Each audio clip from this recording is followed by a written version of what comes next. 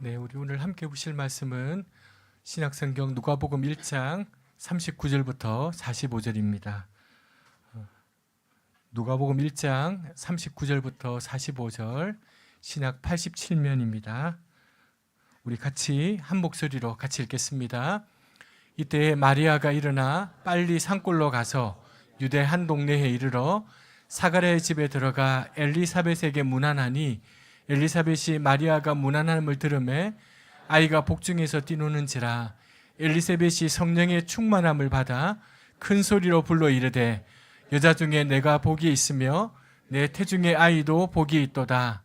내 주의 어머니가 내게 나아오니 이 어찌된 일인가? 보라, 내 문안하는 소리가 내 귀에 들릴 때에 아이가 내 복중에서 기쁨으로 뛰놀았도다. 주께서 하신 말씀이 반드시 이루어지리라고 믿은 그 여자에게 아멘. 정말 지난 한 주는 너무 추웠습니다. 우리 전우자우로 함께 인사하십시다. 추운 날씨에 고생 많으셨습니다. 애쓰셨습니다. 네.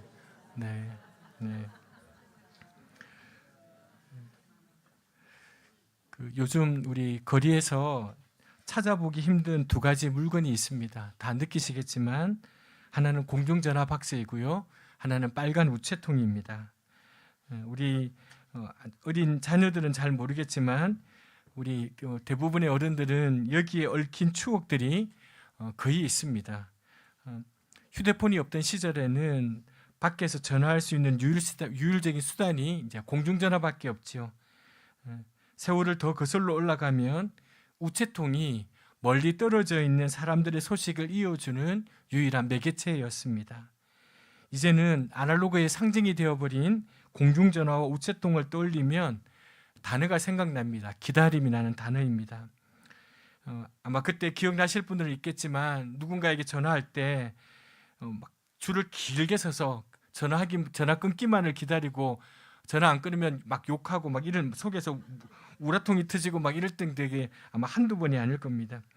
군대 훈련소에서는 가족이나 사랑하는 사람들로부터 소식을 담은 그 편지만을 애타게 기다리던 시절이 있었습니다. 지금은 아이들이 온라인으로 받아보기도 하고 그러니까 아이들이 또 휴대폰도 다 있고 하니까 이제 그런 시대는 이제 다 지나버렸습니다.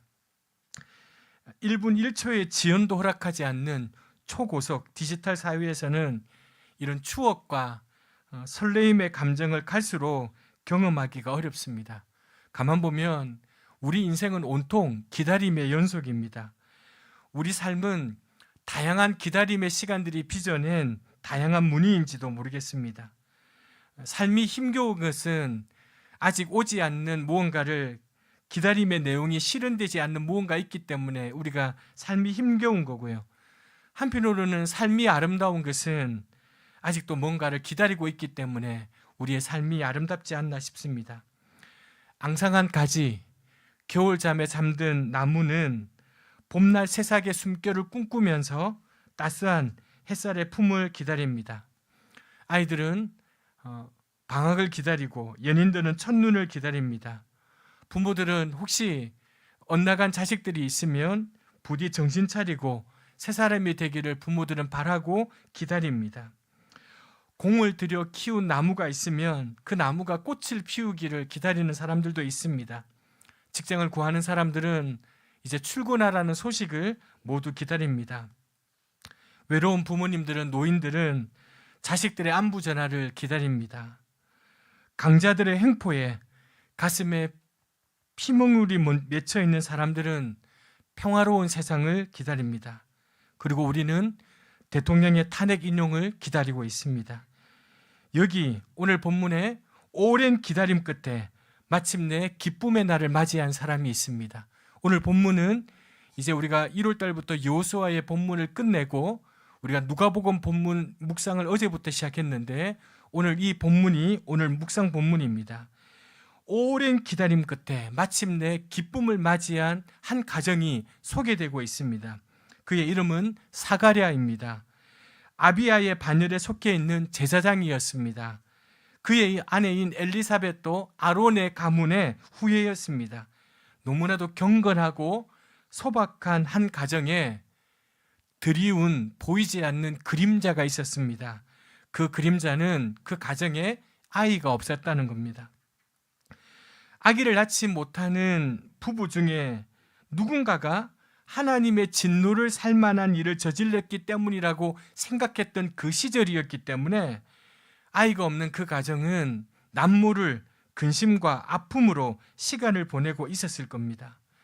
제사를 드릴 때마다 제사를 드리러 온 사람들이 수군수군 됐을 겁니다. 도대체 저 양반들은 제사장인데 무슨 죄를 지었기에 하나님께서 저 가정에 태를 닫으셨을까라고 수군수군 됐을 겁니다. 남편 사가랴의 제사장으로서의 영적인 권위도 아이가 없다는 이 한 가지 때문에 도전을 받았을 겁니다. 하나님을 많이 원망도 하고 눈물을 흘리며 기도도 드렸지만 상황은 오랫동안 나아지지 않았습니다. 천사의 방문을 받기 전까지 이 부부가 겪었을 마음고생은 너무 심했을 겁니다. 때로는 둘이 격려하면서 잘 견디다가도 문득문득 차오르는 섭섭함과 분노가 이 부부를 분명 괴롭혔을 겁니다. 그러다가 어느 날 많이 늦기는 했지만 이 부부의 기도가 응답이 되었습니다. 그런데 사가랴는 그 하나님을, 이 사실을 믿을 수가 없었습니다. 지금까지는 도대체 하나님 뭘 하시다가 이제 자식 주어도 잘 키울 수도 없는, 힘도 없는 이 나이에 하나님이 아이를 주신다는 건가? 생각해보면 하나님이 너무 심술궂은 어른 같습니다. 해도 너무하시지 않나 서운하기도 하고, 그리고 이 사실이 믿어지지 않았습니다. 하나님은 더 심술을 부립니다. 사가랴가 믿지 못한 것 때문에 이 아이를 갖게 되었을 때 아버지가 누려야 될 기쁨을 10달 동안 연기하십니다. 같이 읽겠습니다. 보라, 이 일이 되는 날까지 이는 내가 내 말을 믿지 아니함거니와 때가 이르면 내 말이 이루어지리라 하더라. 사가랴가 말 못하는 사람이 되었습니다. 하나님이 좀 심하다 싶게 사가랴는 자식 얻은 기쁨을 보류당하고 말아봅니다. 그런데 그 기쁨을요, 아내 엘리사벳 역시 5달 동안 누리지 못합니다. 24절 같이 읽겠습니다. 엘리사벳이 잉태하고 5살 동안 숨어 있으며 이르되, 여러분 그 나이에 임신해 본 경험이 있는 사람이 없다 보니까 이게 지금 엘리사벳이 어디 가서 의논할 데도 없고요, 창피한 마음이 있는 거예요. 거기다가 남편인 제사장 사가랴가요, 갑자기 말을 못하는 하나님의 징벌을 받았으니 지금 이 엘리사벳에게 하나님의 은혜와 하나님의 사랑이 임했지만 오히려 그 은혜와 사랑이 부담스러운 거예요. 두려운 거예요. 여러분 가만 보면요, 우리는 우리가 원하지 않는 방법, 원하지 않는 시간, 원하지 않는 장소와 사람들을 통해서 고난을 당하면요, 두려워요. 당황스러워요. 갑자기 내가 왜? 지금 왜? 이런 어려움을 우리가 생각해요. 당황해요. 부담스러워요. 근데 여러분, 우리가 경험하는 모든 인생의 그런데 반면요, 우리는 우리가 생각했던 방법이 아닌, 우리가 예상했던 순간이 아닌, 예상했던 장소, 예상했던 사람이 아닌 것으로 기도 응답이 와도 두려워해요. 기도 응답이 왔는데 내가 생각했던 방법이 아니에요. 내가 생각했던 장소, 내가 생각했던 사람이 아니에요. 그럴 때도 우리는 두려워하고 무서워해요. 그러나 우리가 인생에 경험하는 모든 작은 일까지 하나님의 허락하심과 인도함이 없이는 이루어지지 않는다는 것을 믿는 것, 이게 믿음이에요. 두려움과 부끄러움으로 숨어 지내는 이 엘리사벳을 찾아온 사람이 한 사람이 있었어요. 그 사람 또한 엘리사벳과 동일한 경험을 하고 있는 마리아라는 여인이었어요. 그러니까 여러분, 이 누가복음의 첫 장은요, 아름답고 신비한 수태 이야기를 둘을 전해주고 있어요.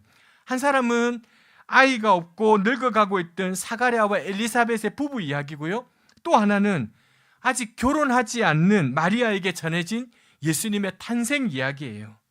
두 경우 다 인간의 이성으로는 설명하기가 어려워요. 노인이 아이를 갖게 된 것, 남자를 경험하지 못한 여인이 아기를 갖게 된 것, 모두 다 예사로운 일이 아니에요.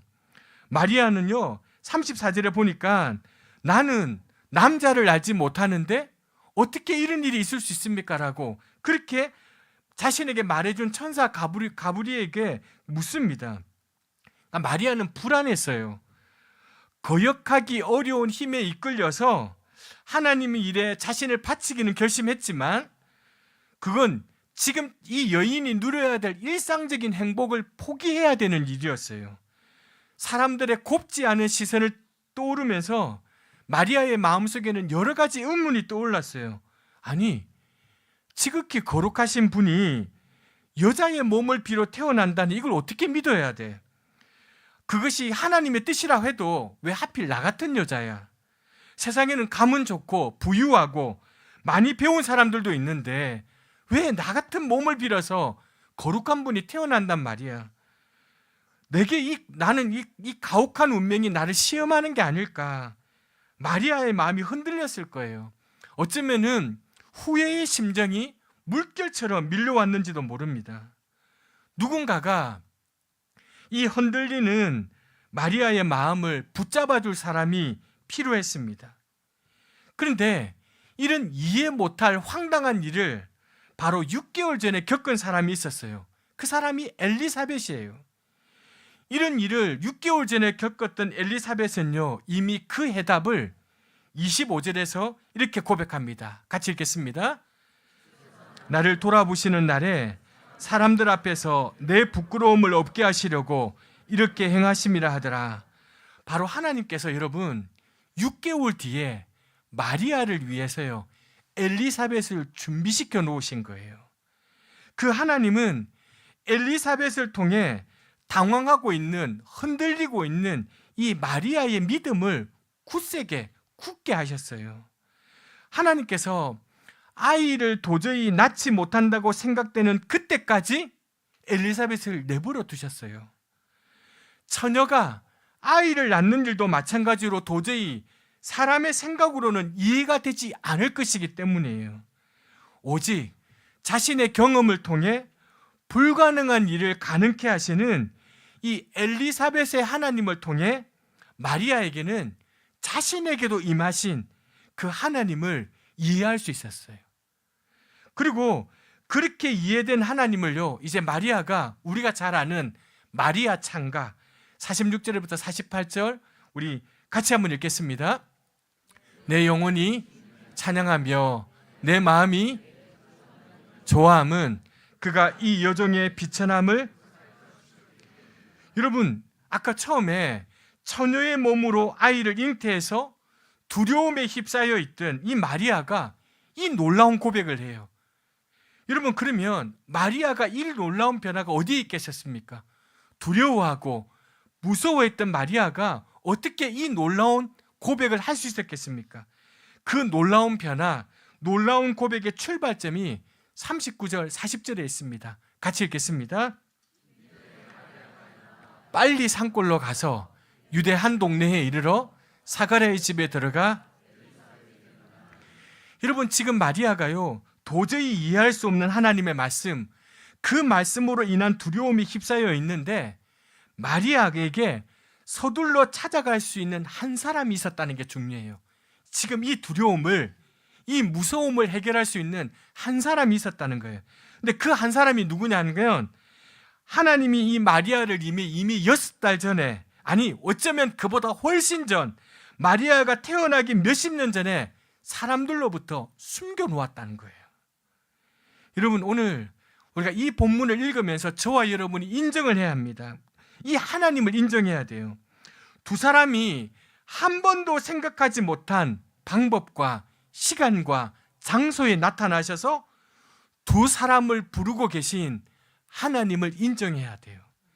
이 이해할 수 없는 하나님을 이해하기 위해서 엘리사벳에게는요 할머니가 될 때까지 모든 시간이 필요했고요, 마리아에게는 이 엘리사벳의 위로가, 아니 이 이해할 수 없는 하나님을 자신의 삶으로 보여준 엘리사벳이 필요했어요. 근데 놀라운 것은 사실 이런 일들이 우리 삶 속에도 수도 없이 일어나고 있어요. 갑작스러운 죽음, 갑작스러운 실패, 질병, 사고. 그때 우리도 이 이해할 수 없는 하나님 앞에서 말문이 턱턱 막혀요. 말문이 턱턱 막혀요. 그런데 그때에도 또 그때에도 하나님은 우리를 혼자 내버려 두지 않으세요. 마리아에게 엘리사벳이 있었던 것처럼 우리에게도 누가 있느냐? 가족이 있었어요. 사랑하는 자녀들이 있었어요. 부모가 있었어요. 또 아침이면 일어나서 일할 직장과 가게가 있었고요. 만나야 될 손님들이 있었고 사람들이 있었어요. 해야 될 전화가 우리를 기다리고 있었어요. 교회가 있었고요. 교우들이 있었어요. 아이들이 왜 이렇게 아파해야 하는지, 내가 왜 다쳐야 하는지, 왜 내가 사랑하는 사람을 잃어야 되는지, 왜 우리 가게는 이렇게 안 돼야 되는지, 나는 왜 번번이 실패하는지, 왜 이런 알 수 없는 일이 자꾸 내게 생기는지, 왜? 라는 이 질문이 끊임없이 질문이 있을 때 하나님이 침묵하고 계셨던 게 아니라는 거예요. 하나님이 대답하고 계셨어요. 어떤 대답요? 그럴 만한 이유가 있다는 거예요. 네가 지금 그런 어려움을, 그 상태인 이유가 있다는 거예요. 왜 엘리사벳에게 처녀 때 아이를 안 주셨냔 말이에요. 그럴 만한 이유가 있었다는 거예요. 왜 마리아에게 처녀로 잉태하게 하셔서 하마터면 돌로 맞아 죽을 뻔한 일이 이 여인에게 있었냐는 거예요. 하나님의 대답은요, 그럴 만한 이유가 있다는 거예요. 왜 예수님이 다 큰 성인, 힘 있는 왕으로 이 땅에 오시지 않고 그렇게 말구유, 연약한 아기로 세상에 오셔야 했냐고요. 그럴 만한 이유가 있다는 거예요. 그럴 만한 이유가 도대체 뭘까? 그럴 만한 이유가 도대체 무엇입니까? 하나님이 말씀하세요. 내가 함께 하겠다. 내가 언제나 너희와 함께 하겠다. 그러니 걱정 말아라. 이게 하나님의 대답이에요. 여러분, 이 누가복음 1장 28절은요, 신구약 성경을 통틀어서 아주 중요한 구절 하나가 담겨 있어요. 28절입니다. 같이 읽겠습니다. 그에게 들어가 이르되 은혜를 받은 자여 평안할지어다. 세번역 성경에는 이렇게 되어 있습니다. 같이 읽겠습니다. 기뻐하여라. 은혜를 입은 자여 주님께서, 쉬운 말로 제가 이렇게 고쳐보겠습니다. 이런 뜻이에요. 괜찮아. 걱정하지 마. 하나님이 곁에 있잖아. 괜찮아. 걱정하지 마. 하나님이 곁에 있잖아. 무슨 말이에요? 하나님이 책임지신다는 거예요. 너는 이 일들이 왜 일어났는지 모르지만 하나님이 말씀하세요. 나는 알고 있다는 거예요. 내가 알고 있으니 걱정하지 말라는 거예요. 내가 다 알고 그러는 거야. 내가 너를 사랑하기 때문에 그러는 거야. 너를 사랑해서 그러는 거야 라고 하나님이 말씀하고 계세요. 우리가 알지 못하는 우리 인생을 향해 던지는 수많은 질문들, 사실 하나님이 이미 다 알고 계신, 그래서 내가 너하고 사귐을 갖고 싶은 건 그것 자체가 가장 큰 복이라고 말씀하고 있는 거예요. 잠시 있다 없어질 안개 같은 풀과 같은 것들이 아니라 모든 것이 가능한 그 하나님이 저와 여러분과 함께 있겠다는 것, 이것보다 더 큰 기쁨, 더 큰 복이 어디에 있겠습니까? 그래서 여러분, 그 예수님을 믿고 하나님을 믿고 그 길을 따라가는 사람들에게는 중요한 한 가지 사명이 있습니다. 이 사명이 중요합니다. 그리스도인이라면 누구도 예외 없이, 누구도 피할 수 없는 한 가지 사명이 있어요. 그건 뭐냐면, 그리스도인인 우리가 이 땅을 살아가면서 그 하나님의 은혜를 우리 삶으로 보여주는 것, 이게 우리의 사명이에요. 그 하나님의 은혜를 우리의 삶으로 증언하는 것, 삶으로 보여주는 것, 이게 그리스도인의 사명이에요. 이거는 누구도 피할 수 없는, 그리스도인이 되었다면 마땅히 예외 없이 해야 되는 그 사명이에요. 여러분, 여기 말하는 은혜라는 말이 무슨 말입니까? 실패처럼 보이는 그 일을, 다 끝난 것처럼 보이는 그 일을 실패로 끝나지 않고 새로 시작하게 하는 힘, 이게 은혜예요. 이게 하나님이 우리에게 부어주시는 은혜예요. 그때 생각해보면 5년 전에, 10년 전에 그 일 때문에 나는 이미 끝났어야 돼요. 그때 내 인생은, 우리 가정은 이미 끝났어야 돼요. 그때 그 일로 내 삶도 사실은 이미 실패로 매듭지어졌어야 돼요. 아무도 소망이 없다고 했어요. 아무도 기대할 게 없다고 했어요. 그런데 하나님이 그걸 실패로 끝나게 하지 않고 다시 새로운 시작이 되게 하신 것, 이게 은혜예요. 그걸 우리 삶으로 이 땅에 보여줘야 된다는 거예요. 엘리사벳이 마리아에게 보여준 게 그거예요. 그 하나님의 위로와 은혜. 이미 나이 들어 아이를 갖지 못하는데, 이미 포기하고 이미 끝났다고 얘기했는데, 사람들은 다 끝이라고 말했는데 그게 끝이 아니라 새로운 시작을 가능하게 했던 그 하나님의 은혜를 이 엘리사벳이 자신의 삶으로 경험한 그 하나님의 은혜를 누구에게요? 마리아에게 보여주는 거예요. 엘리사벳이 마리아에게 하나님의 위로와 은혜를 보여준 것처럼 우리도 누군가에게 이 하나님의 위로와 은혜를 보여줘야 돼요. 야, 벌써 끝났을 것 같았는데, 벌써 인생 포기하고 끝났는 줄 알았는데 아닌 거예요. 여전히 살아계신 하나님, 여전히 우리를 향한 놀라운 계획을 가지고 계신 그 하나님을 보여주는 것. 그런데 이 사명은요, 이 일은 우리가 누군가에게 단순히 따뜻한 말 한마디 건네는 것, 그리고 곁에 서서 올바른 행동을 하는 것으로만 보여주는 게 아니에요. 우리는 착각해요. 그래서 그리스도인들이 막 높은 자리에도 가야 되고, 성공을 해서 실패했다가 성공해서 막 그거 아니에요. 그 사명과 그 일은요, 우리의 아픔과 좌절과 실패와 낙심과 우리가 지금 가지고 있는 모든 냄새나는 묻은 고집과 편견까지 다 사용할 때 그 은혜를 보여줄 수 있는 거예요. 부모 자신의 실패, 자신의 좌절, 자신의 낙심, 자신의 아픔을, 그리고 자신이 가지고 있는 그 고집과 편견까지 다 사용할 때 자식들에게 하나님의 은혜를 보여줄 수 있는 거예요. 그래서 우리 모두는요, 서로에게 너무 필요한 사람들이에요. 우리는 버릴 것이 하나도 없는, 우리 교우들, 우리 어느 누구도 하나도 제외할 수 없는 완전한 하나님의 사람, 완전한 하나님의 사랑이에요. 그래서 여러분, 우리 각자의 삶 속에 구멍이 숭숭 나 있어요. 다 우리 여러분 인격적으로도 여러분 우리 다 구멍이 숭숭 나 있지 않아요?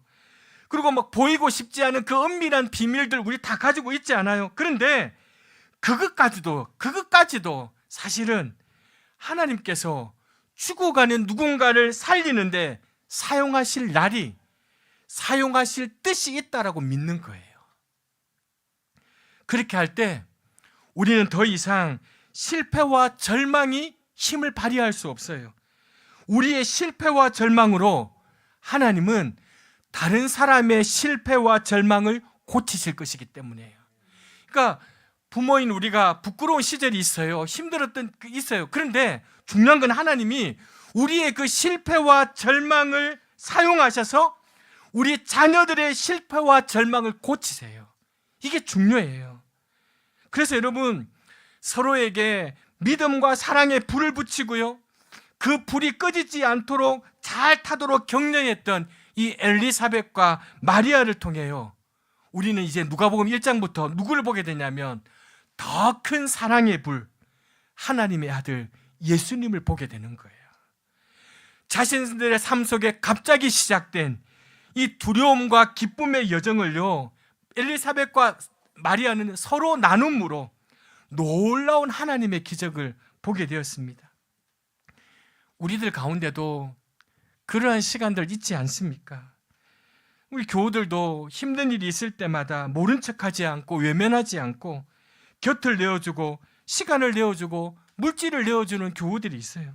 연말에도 어떤 교우가 제게 이 돈을 보내시면서 그러는 거예요. 목사님, 혹시 우리 교우들 가운데 목사님 외로운 분들, 힘든 분들이 있냐고 저한테 물으세요. 그래서 제가 왜 그러시냐 그랬더니 아니 이거 좀 돕고 싶은데 제 마음이 있어서 돕고 싶은데 제가 잘 몰라서 어떻게 하면 좋겠냐고. 제가 그분의 마음이 너무 이쁜 거예요. 받아서 식사하도록, 한 가정이 식사하도록 그렇게 도왔는데 그분들뿐만 아니라 우리 교우들 마음속에 이런 따뜻한 마음이 있는 거예요. 그게 우리가 하나가 된 거예요. 우리 서로가 하나님을 보여주는 사람들이에요.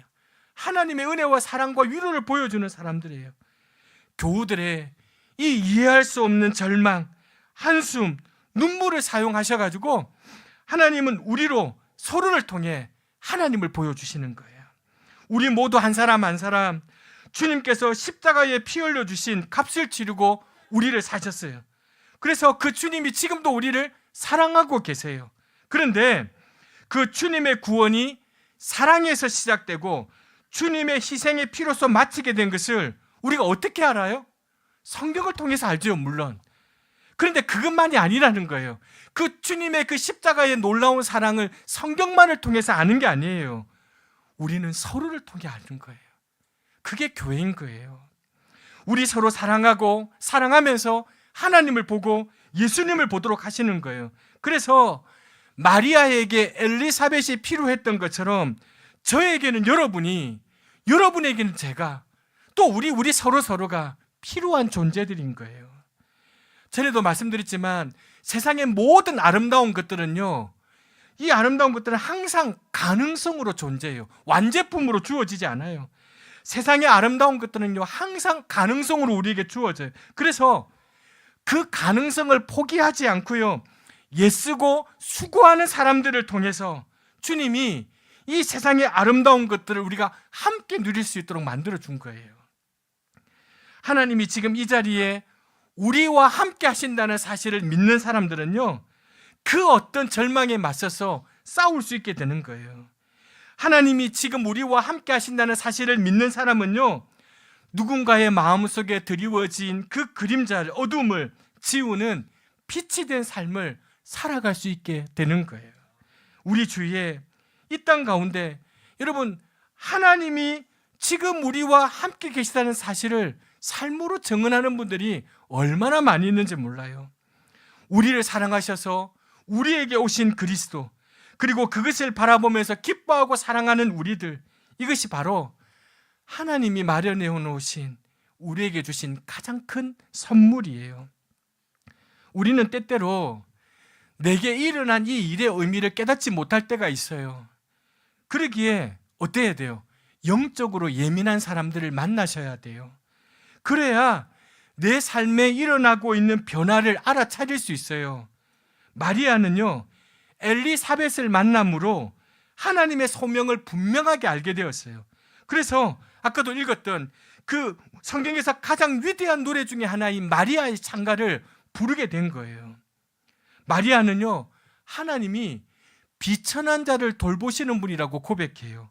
힘 있는 사람들, 잘난 사람들의 마음을 낮추시고 약한 사람들, 못난 사람들, 무지랭이 같은 사람들을 들어쓰시는 하나님임을 마리아가 고백해요. 왜 하필이면 나 같은 사람에게라는 그 의문이 엘리사벳을 만남으로 풀렸어요. 하나님은 바로 그들은 그런 이들을 통해 일하시는 분임을 마리아가 알게 된 거예요. 우리에게도 엘리사벳이 필요해요. 하늘의 비밀을 함께 나누는 동료들 말이에요. 흔들리는 우리의 마음을 붙잡아 주고요, 우리 삶 속에 일어나는 일의 의미를 깨닫게 해주는 사람들. 그래서 아둘람으로 모여야 되고요, 누군가에게도 기도 제목을 나누어야 되고, 그렇게 해야 되는 이유예요. 돌아보니까요, 어린 시절 제가 의지할 수 있는 곳은 교회였어요. 서럽고 슬프고 갈 곳이 없어서 때로 집을 벗어나 추위에 잠을 잘 곳도요, 제가 옛날 제 모교의 지하 기도실이었어요. 집에서 공부할 수 없을 때 유일하게 제가 공부할 수 있는 그 장소를 내어준 것도 교회였어요.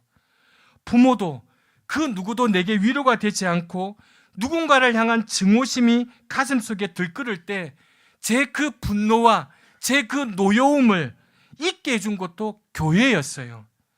고등학교를 지나가지 못해 친구들로부터 외톨이가 되고요, 신발 공장에 다니면서 얼마든지 자책하고 엇나갈 수 있었던 그때에 홀로 남몰래 지하 기도실에서 남몰래 울었던 날들은 있었지만, 그때 이 세상이 다가 아니라 내가 죽어서 갈 곳이 있다는, 그렇게 나를 위로해 준 것도 교회였어요.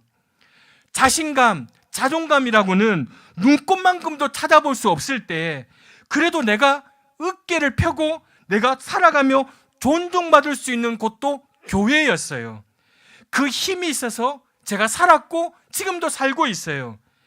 그때의 교회들은요, 그 어린 시절의 교회들은요, 무슨 사회개혁을 한다든지 가난하고 소외되고 사회적 약자들을 위해 뭔가 대단한 일을 하지 않았지만, 연약하고 힘이 없는 인생들을 보듬고 외면하지 않았던 교회였어요.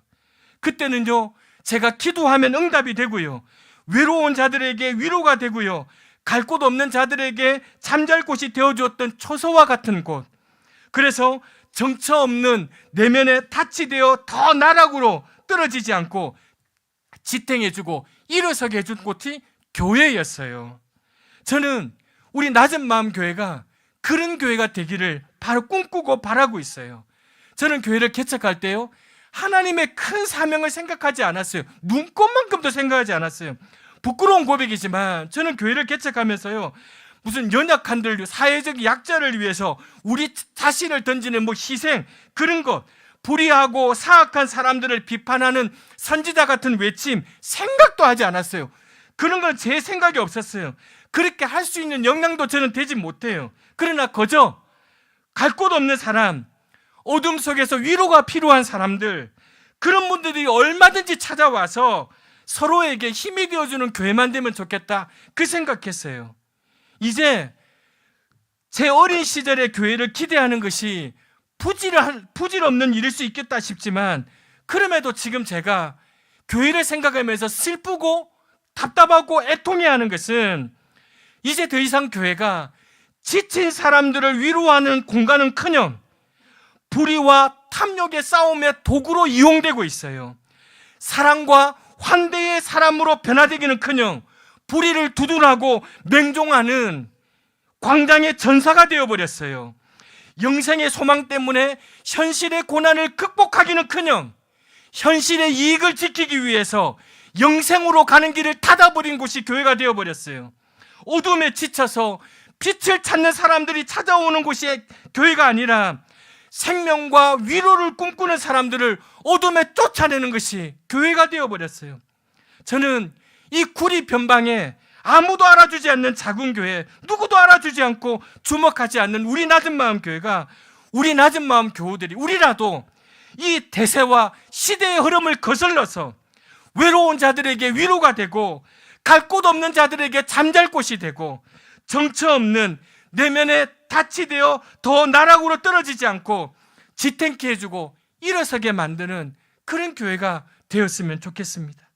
가난하고 연약한 자들을 위해 우리도 연약하니까 더 팔을 넓게 벌려서 그들을 도와주지는 못하더라도, 연약하고 힘없는 사람들이 우리를 찾아올 때 우리의 두 팔을 벌리고 그들을 환대하고 그들을 사랑하는 교회가 되기를 바랍니다.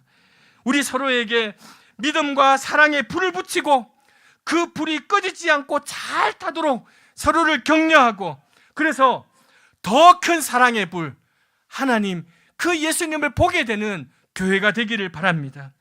우리 각자의 삶 속에 펼쳐진 이 두려움과 이 기쁨의 여정을 우리 서로 나눔으로 우리를 통해 하나님의 하실 일을 기대하는 우리 낮은 마음 교우들 되시기를 주님의 이름으로 부탁드립니다.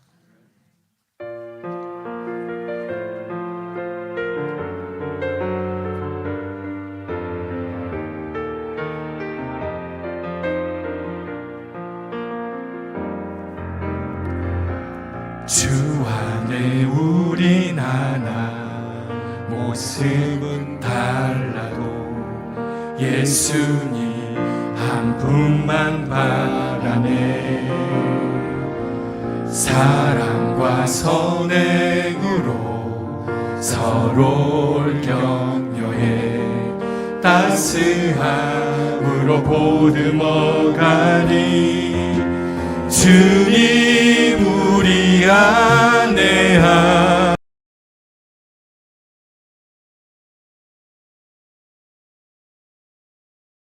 슬픔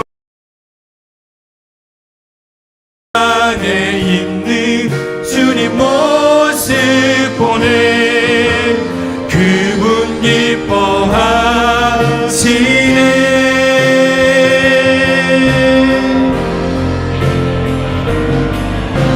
주님 우리를 통해 계획하시니 부족한 입술로 찬양하게 하시니.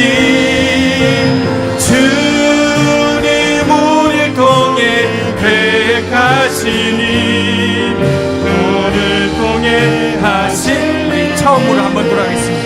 주 안에 우리 나라, 우리 서로를 바라보시면서 주 안에 우리 나라 모습은 달라도 예수님 한 분만 바라네. 사랑과 선행으로 서로를 격려해 따스함으로 보듬어가리.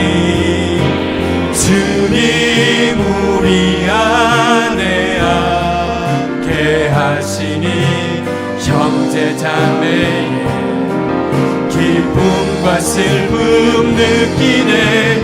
내 안에 있는 주님 모습 보내. 그분 기뻐하시네.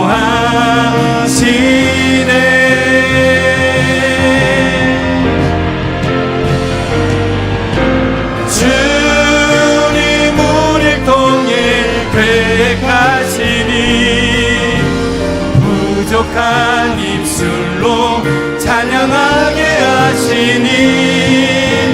주님 우리를 통해 계획하시니 너를 통해 하시는 기대.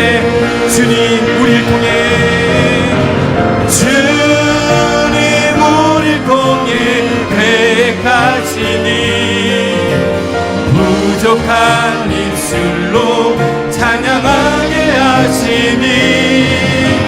주님 우리를 통해 계획하시니 먼저는 나를 통해 하시는 너를 통해 하시는 우리를 통해 하시는 기대해. 사랑하는 교우 여러분, 우리에게는 옆에 있는 교우가 필요해요. 우리에게는 부모님이 필요하고 사랑하는 자녀가 필요하고 형제가 필요하듯 우리는 옆에 있는 누군가가 우리에게 필요한 사람이에요. 하나님이 그러라고 우리를 교회로 보내주셨고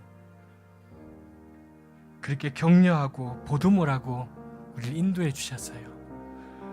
혹시 행여나 지금까지 낮은 마음 교회에 와서 있지만 여전히 외로웠고 혼자 같았고 힘들었던 분들이 있다면 목사로서 여러분에게 용서를 구합니다. 여전히 외롭고 여전히 혼자인 것 같았고 여전히 어디 마음 둘 곳이 없던 분들이 계셨다면 목사로서 여러분에게 진심으로 용서를 구합니다. 그리고 한편 여러분들도 마음을 열어주시기를 바랍니다. 그 마음을 여셔서 우리 함께 하나님이 우리를 통해 하실 일을 기대하며 서로 사랑하고 서로 인내하고 서로 용서하고 서로를 품으며 함께 걸어가십시다. 여러분 혼자 아닙니다. 절대 혼자 아닙니다. 여러분 부르시면 언제라도 달려갈 목사가 있고요. 우리 교인들이 있습니다. 그러니 여러분 우리 함께 이 자문서 놓치지 말고 하나님이 우리를 통해 하실 일을 기대하면서 하나님 나도 누군가의 그 꺼질 듯한 불을 꺼뜨리지 않고 함께 잘 타도록 격려하고 나도 누군가의 엘리사벳이 되겠습니다. 나도 누군가에게 마리아가 되겠습니다 라고 우리 서로 오늘 이 시간 함께 기도하는 시간을 가지겠습니다. 기도하겠습니다.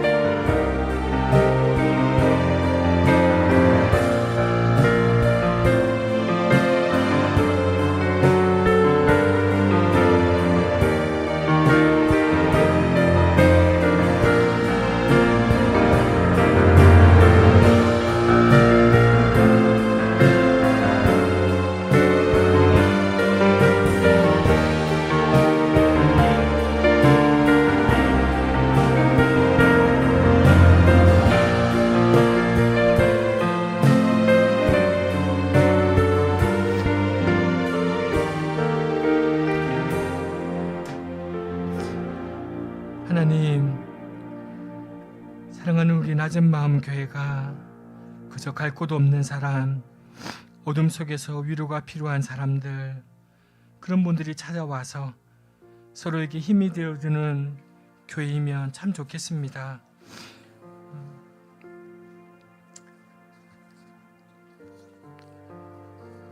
지금의 교회들이 다 그런 모습을 보여주고 있지 않지만 하나님, 우리 교회가 그런 교회 될 수 있도록 우리 서로 마음의 문을 활짝 열고 서로를 받아들이고 환대하며 이 길을 걸어갈 수 있도록 인도하여 주옵소서. 하나님, 혹여 낮은 마음 교회의 교인이 되었지만 여전히 외로움에 사무쳐하고 혼자인 것만 같고 그런 교우들이 있다면 그것은 다 목사의 잘못입니다. 하나님, 그분들의 마음을 위로해 주시고 하나님, 다시금 교회와 또 교우들을 향한 사랑을 함께 기대하며 이 길을 걸어갈 수 있도록 주님 축복하여 주옵소서. 어둠에 지쳐 빛을 찾는 사람들, 생명과 위로를 꿈꾸는 사람들을 어둠에 쫓아내지 않고 기억하며 함께 걸어가는 교회 될 수 있도록 우리 낮은 마음 교회를 인도하여 주옵소서. 예수님의 이름으로 기도합니다.